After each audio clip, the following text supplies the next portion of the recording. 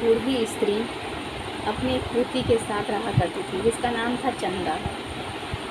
चंदा 7-8 साल की लड़की थी, जो बहुत ही मासूम थी। दादी बहुत अकेली थी, उसके आगे पीछे कोई नहीं था, न बेटा न पतोह, बस उसकी एक छोटी सी पोती थी, जिसके लिए वो जी रही थी और जिसके लिए ही वो जी रही थी। बेचारी बहुत परेशान हाल करती थी, जंगल से लकड़ियाँ काटती और ले जाकर शहर में बेचती, साथ में अपनी चंदा को भी ले जाती, किसके सहारे छोड़ जाती। उस बुढ़िया में एक ख़ास चीज़ ये था कि वो ठाकुर जी की अनन्य भक्त थी। बहुत प्रेम और बहुत जो भी उसको मिलता था वो ठाकुर जी को पहले समर्पित करती, भोग लगाती, उसके बाद ही पाती। उसके जो आसपास के बच्चे थे चंदा को अपने साथ खिलाते नहीं थे, सब उसको नकारते थे, टुकराते थे, उसको उल्टा सीधा बोलते थे। तो अपनी दादी से हमेशा जिद करती थी कि मुझे भी एक भाई चाहिए, मुझे भी एक भाई चाहिए, मुझे भी मेरे साथ कोई खेलने वाला चाहिए, मुझसे मेरे मोहल्ले के बच्चे खेलते नहीं हैं। तो बुढ़िया बहुत परेशान हो जाती उसकी ये बात सुन करके। तो कहती कि तुम्हारा भाई है, ये हैं तुम्हारे भाई, तुम इनको खेलो, इनके साथ खेलो, इनसे बातें करो। तो उन्हीं को अपना सब कुछ मानने लगी ठाकुर जी को। ठाकुर जी के अनन्य वो भी भक्त बन गए, उनसे खेलती, उनसे बातें करती, सब कुछ कहती। अब धीरे धीरे समय बीतने लगा और रक्षाबंधन का समय आने लगा। आसपास के जितने भी बच्चे थे सब उसको जलील करते, परेशान करते, उसे चिढ़ाते कि तुम्हारा तो कोई भाई है ही नहीं, तुम किसको राखी बांधोगी।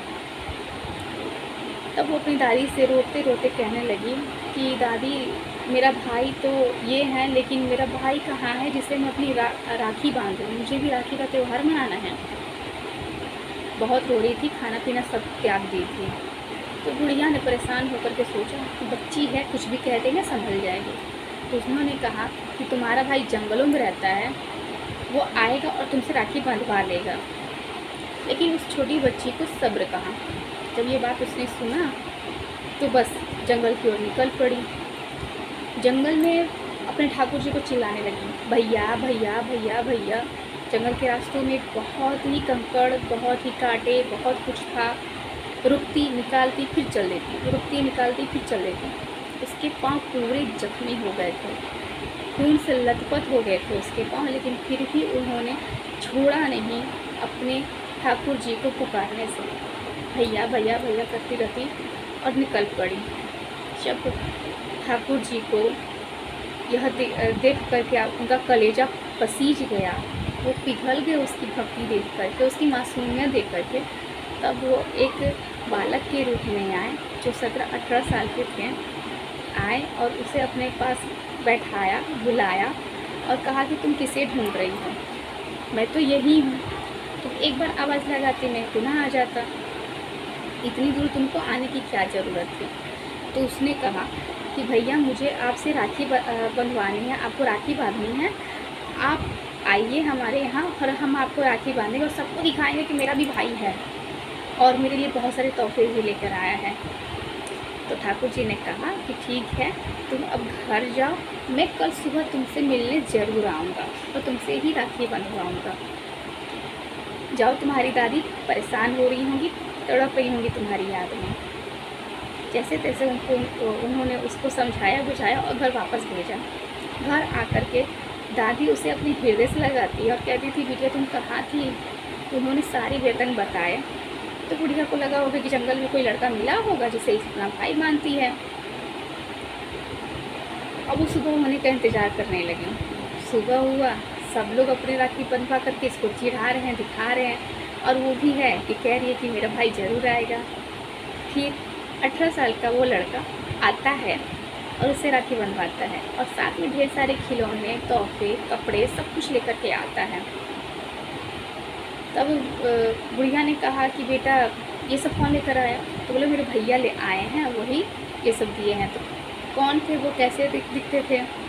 तो वो उनकी छवि दिखाती है, जो ठाकुर जी की छवि वो अपने घर में विराजमान करके पूजा कर रही थी, उसकी वो छवि दिखाती है कि वो बिल्कुल ऐसे ही हैं।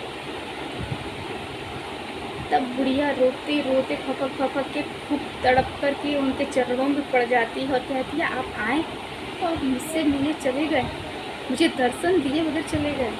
आप आइए, पुनः आइए। तब चंदा ने कहा कि दादी आप क्यों रो रही हैं? तो दादी ने कहा कि बेटा ये कोई और नहीं, ये स्वयं ठाकुर जी हैं। फिर वो खूब रोई, खूब रोई, खूब रोई, इतना रोई कि भगवान को ज़रूर उनके पास आना ही पड़ा। और भगवान आए, उनको दर्शन दिए, अपने में समाहित किया और लेके चले गए अपने साथ। आज तक किसी को नहीं पता कि वो दादी पोती आखिर गई कहाँ। ये होता है भगवान के में विश्वास करने का फल। जैसे मीरा गायब हो गई थी, याद है ना? मीरा का कोई भी शव नहीं मिला, कोई शरीर नहीं मिला। मीरा कहाँ गई, कहाँ है, किसी को कुछ नहीं पता, क्योंकि वो ठाकुर जी के मुखमंडल में समाहित हो गई। प्रेम से बोलो राधे राधे।